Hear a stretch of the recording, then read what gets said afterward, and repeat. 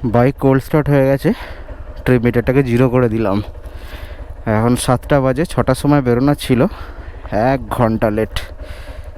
জয় তারা, জয় ভোলে।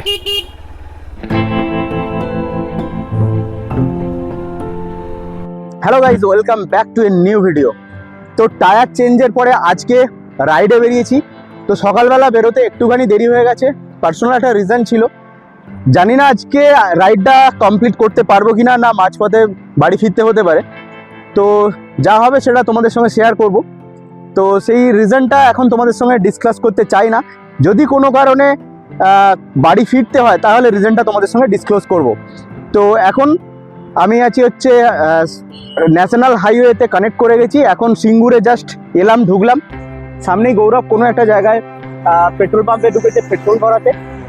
তো আমাদের রাইড হচ্ছে 3 দিনের রাইড, আর এটা অ্যাকচুয়াল ঠিক রাইড নয়, রাইড প্লাস ট্রেক। অর্থাৎ আমরা যাব হচ্ছে পরেশনাথ হিল ট্রেকে।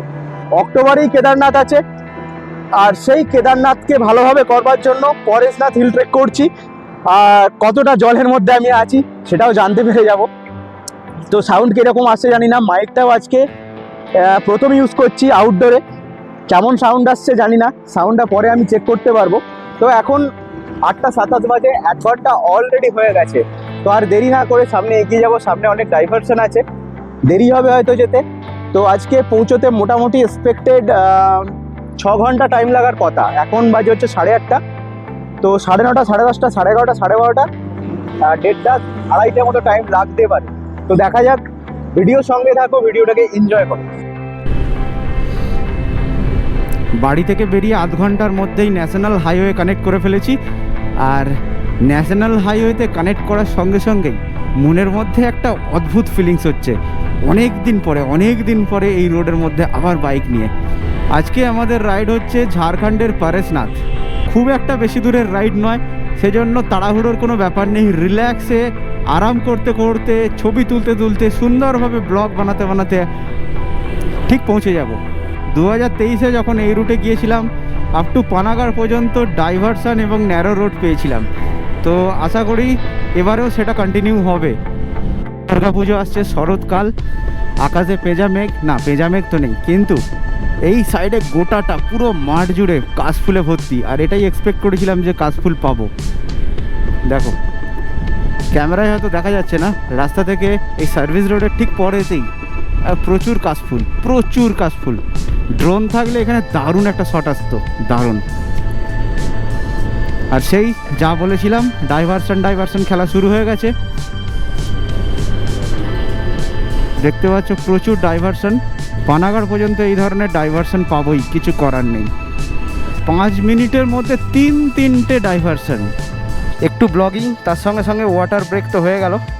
তো লাগেজে শুধুমাত্র ট্যাঙ্ক ব্যাগ ছাড়া আর অন্য কিছু নিইনি। ঝাড়খণ্ডে তেলের দাম কম, সেই জন্য ঝাড়খণ্ড থেকেই তেল ভরাবো, এখান থেকে কোথা থেকেও ভরাবো না। এবার বুঝতে পারছি যারা ভালো কন্টেন্ট ক্রিয়েটার তাদের কেন দেরি হয় রাইডে। তো এই মাত্র যখন দাঁড়িয়েছিলাম, তখন এই যে এক্সটার্নাল যে মাইকটা ইউজ করছি, সেই মাইকটা লাগানো, খোলা, পরা, আবার ব্যাগে ঢোকানো, এখানে একটা মানে যুদ্ধর মতো প্রচুর টাইম লাগে। আর সেই কারণেই আমি একা রাইড করতে পছন্দ করি। এখন একটা এইচপির পেট্রোল পাম্পে ওয়েট করছি। গৌরব, ওর পলিউশনটা ফেল আছে, পলিউশনটা করছে। হয়ে গেছে গৌরবের, 10-15 মিনিট টাইম লাগলো।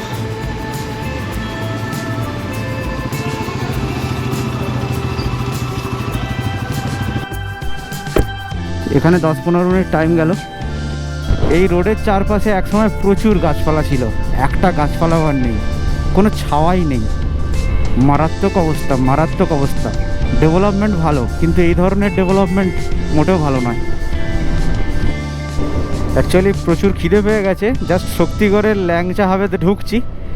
এই জায়গাতে দাঁড়াবো না, এই জায়গায় প্রচুর ভিড় হয়। আর একটু এগিয়ে গিয়ে সামনে কোথাও একটু ব্রেকফাস্ট করতে হবে। প্রচণ্ড খিদে পেয়েছে, প্রচণ্ড। শক্তিগড় থেকে বেরিয়েছি, আধ ঘন্টা হয়ে গেছে, একভাবে চলেছি। রোড সাইডে এ ধরনের ব্যারিকেড থাকবার জন্য একটাও দোকান পাচ্ছি না। বর্ধমান সিটিকে ডান পাশে ফেলে আরও এগিয়ে চলে যাচ্ছি, দেখি কোথায় খাবার জায়গা। পাগল হয়ে যাব, যা জ্যাম হচ্ছে পাগল হয়ে যাব। সার্ভিস রোড জ্যাম আছে, আর তার সঙ্গে সঙ্গে মেন রোড তো জ্যাম আছেই। বাপ রে বাপ, কোনো রকমে যাই, সাইডে আবার বালি আছে, স্লিপ না করে।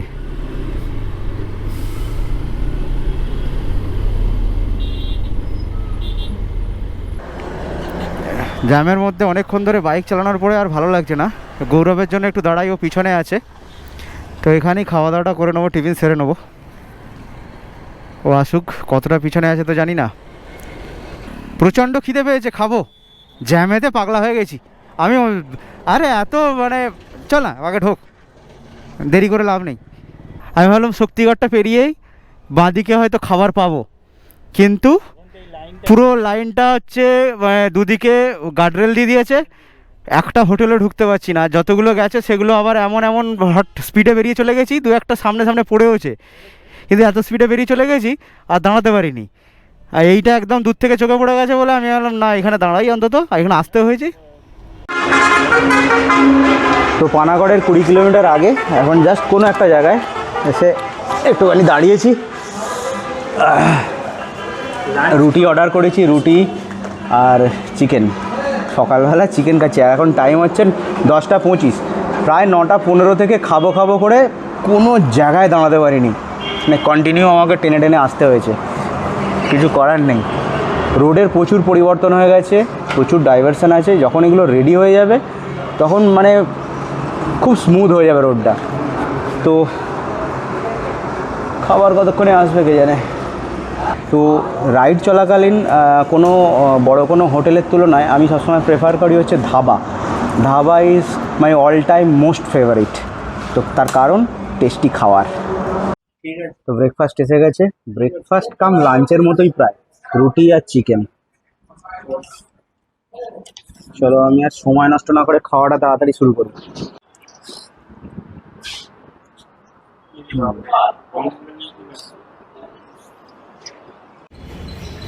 তো এখন বাজে 11:40, প্রায় 1 ঘন্টার উপরে হয়ে গেল এখানে খাওয়া দাওয়া করে। এরকম খাট পাতা আছে, তো এরকম গড়িয়ে নিয়েছিলাম। ধাবাতে এই ধরনের খাটিয়া ফাটিয়া থাকে, একটুখানি হাত পা ছড়িয়ে জাস্ট বসা যায়। হোটেল হলে এই সুবিধাগুলো হতো না। আর একটা বাইকারদের পক্ষে চোখের সামনে বাইক থাকবে, বাইকটা আবার ছাওয়াতে আছে, খাটিয়া আছে, আর কি চাই। তো চলো, অনেকক্ষণ রেস্ট হলো, বেরিয়ে যেতে হবে, কারণ এখনও মোটামুটি 186 কিলোমিটার মতো রাস্তা বাকি আছে। তো হ্যাঁ, ওই সব কথা বাদ দে, ছাড়, টেকনিক্যাল কথা বাদ দে। সোজা কথা হচ্ছে রাইডিং পার্টনার যদি ঠিকঠাক হয়, রাইডটা অনেক স্মুথ হয়, রাইড করে মজা হয়, রাইড করে মজা হয়, কোনো আপত্তি থাকে না, কোনো কন্ডিশনে কোনো জায়গায় নিজেদের মধ্যে তর্কাতর্কি ঝগড়া এইসব কিচ্ছু হয় না। তাতে কেন? কারণ হচ্ছে দুজন না, মানে যে দুটো পার্টনার বা দুটো তিনটে চারটে পাঁচটা ছটা যে কোনো পার্টনার সবার সাথে যদি আন্ডারস্ট্যান্ডিংটা থাকে, তাহলে আমি বলবো যে কোনো রাইড সফল হবে। হোটেলটা একদম দারুণ জায়গাতে, একদম গাছগাছালির ছাওয়ার মধ্যে। এবার এখান থেকে বেরিয়ে যাওয়ার পালা।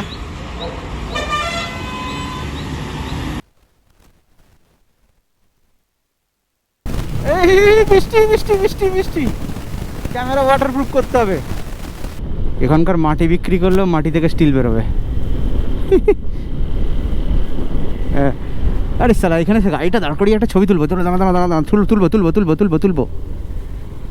তো এই ফ্রেমটা দেখে দাঁড়িয়ে পড়লাম, বুঝলে, এই ফ্রেমটা দেখে দাঁড়িয়ে পড়লাম।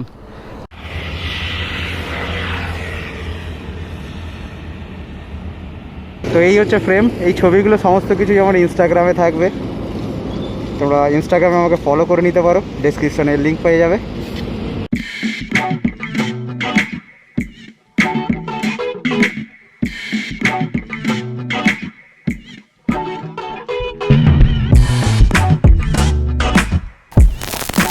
₹10 दे रहा हूँ।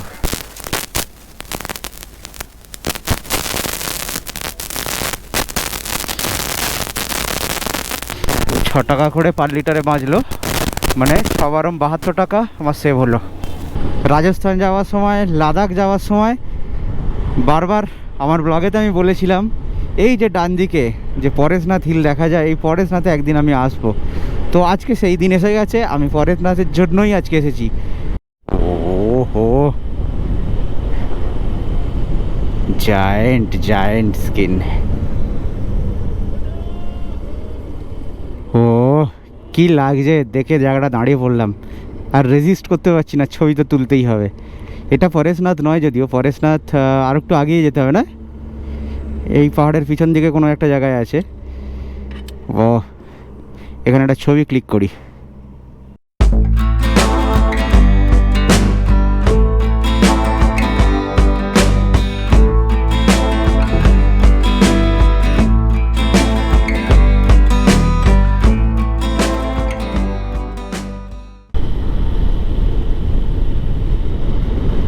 পরেশনাথ পাহাড়ের নিচের যে সবুজ ভ্যালিটা আছে, যেন মনে হচ্ছে ওখানে ক্যাম্প ট্যাম্প করে ওভারনাইট থাকতে পারলে মনে শান্তি হতো। উফ কি সুন্দর। মধুবন মোড় হচ্ছে 18 কিলোমিটার এখান থেকে। এখানে বোর্ড দেওয়া আছে দেখো, পরেশনাথ ডান দিকে, তার মানে এখানেই সামনে কোথাও গেট পড়বে, এখান থেকেই ডান দিক নিতে হবে। এটা না, বাহ বাহ বাহ, একটা ছবি তুলবো। গেটটা খুব সুন্দর করেছে। এখানে ফটো সেশন হলো গেটটার সামনে, বেশ সুন্দর গেটটার স্ট্রাকচারটা। এখানটা ঢুকতেই যেন একটু হালকা হালকা ঠান্ডার একটা আমেজ আছে, ঠান্ডার আমেজ আছে। জ্যাকেটটা চেনটা আমি খুলে দিচ্ছি সেই জন্য। সিআরপিএফ ক্যাম্প আছে, ক্যামেরা বন্ধ করে দিই আমি। ও হোটেল তো হেভি রে ভাই, হোটেল তো হেভি। চল ক্যামেরা বন্ধ করে ভিতরে কথা বলা যাক, কি রেট নেয় দেখা যাক, আর সমস্ত কিছু তোমাদের সঙ্গে শেয়ার করব। আরে চিন্তা কি, হচ্ছে আমাদের রুম, দেখতেই পাচ্ছ দুটো বেড আছে, আর ওধারে একটা এক্সট্রা বেড আছে। রুমটা মোটামুটি বেশ বড়ই, আর এখানে বাহ তোয়ালে দেওয়া আছে আলাদা করে, বিছানার চাদর দেওয়া আছে, আর রুম এখানে একটা এক্সট্রা বেড দেওয়া আছে, আর সঙ্গে বাথরুম কমোড আছে। তো এটা হচ্ছে উত্তরপ্রদেশ প্রকাশ ভবন। জাস্ট এন্টার করলাম, এখন জাস্ট বাজে হচ্ছে 5টা, 4:30টার মধ্যে ঢুকে গেছি, সমস্ত কিছু চেক ইন করে এখানে ঢুকে গেছি। আমাদের এটা নিচ্ছে হচ্ছে কত টাকা, 840 টাকা, 840 টাকা পার ডে। তো আমাদের খরচটা ডিভাইড হয়ে যাবে, যেহেতু দুজনে এসেছি, তো অনেক কম খরচে একটা বাজেট ফ্রেন্ডলি আমরা রুম পেয়েছি, এবং হোটেলটা বাইরে থেকে দেখাবো তোমাদেরকে একটু পরে। এখন বাজে হচ্ছে 6:35, রুম থেকে জাস্ট বাইরে বেরোলাম, আর এই হচ্ছে হোটেল। দারুণ সুন্দর, মানে যাকে বলে হোটেলের এনভায়রনমেন্ট। ভিতর তো দেখালাম, খুব সুন্দর, আর খুব নিট অ্যান্ড ক্লিন, পরিষ্কার পরিচ্ছন্ন।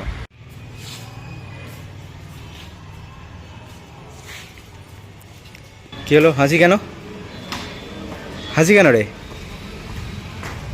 कॉम्प्लेन है रूम से गए, কি बहुत छिपकली है अंदर, कहाँ क्या करे, छिपकली भगाइए रूम से, है ना, मेरा भय पाए छिपकली।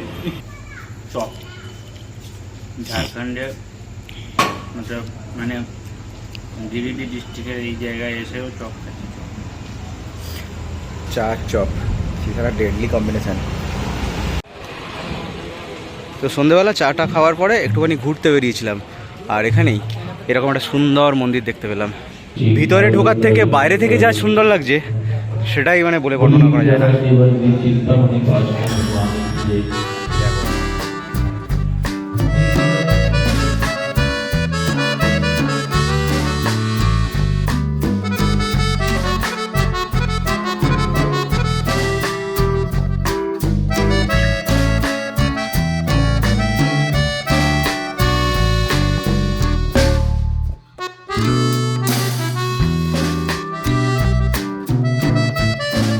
কালকের জন্য দোকান থেকে কলা আর আপেল নিয়ে নিলাম, কারণ রাস্তার মাঝখানে হঠাৎ করে যদি প্রয়োজন পড়ে তো তখন এমার্জেন্সিতে কলা এবং আপেলটা খাওয়া যেতে পারে। হ্যাঁ, খাবার অর্ডার করেছি, আর এখানে কোনো রকম আমিষ খাবার পাওয়া যায় না, পুরোটাই নিরামিষ, তাও পেঁয়াজ বলে দেয়, জিজ্ঞাসা করে দেয়। আমি যেহেতু বলেছি এখানে পেঁয়াজই চলে না, তো খাবার অর্ডার করে দিয়েছি, পনির বাটার মশলা, আর গরম গরম রুটি বাটার মাখানো, তার সঙ্গে এই যে পনির, আর এই একটা সুন্দর চটপাটা চাটনি টাইপের জিনিস, একদম একদম একদম, তো একদম লাজিজ। তো এখন 7:30 বাজে, অনেক আর্লি খেয়ে নিচ্ছি, কিছু করার নেই, আর্লি খেতে হচ্ছে কারণ সব বন্ধ হয়ে যায়।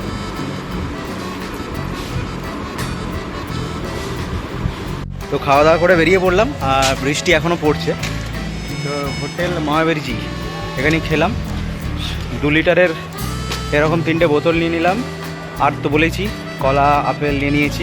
এবারে কালকে ট্রেকিংয়ের জন্য একদম রেডি, কি হবে জানি না, তবে be positive always, positive think করলে পজিটিভ জিনিসই হয়। আর সেই পজিটিভনেসের সঙ্গেই আজকের ভিডিওটা এখানেই শেষ করছি। দেখা হচ্ছে তোমাদের সঙ্গে পরের দিনের ভিডিওতে, আর ততদিনের জন্য বাই বাই।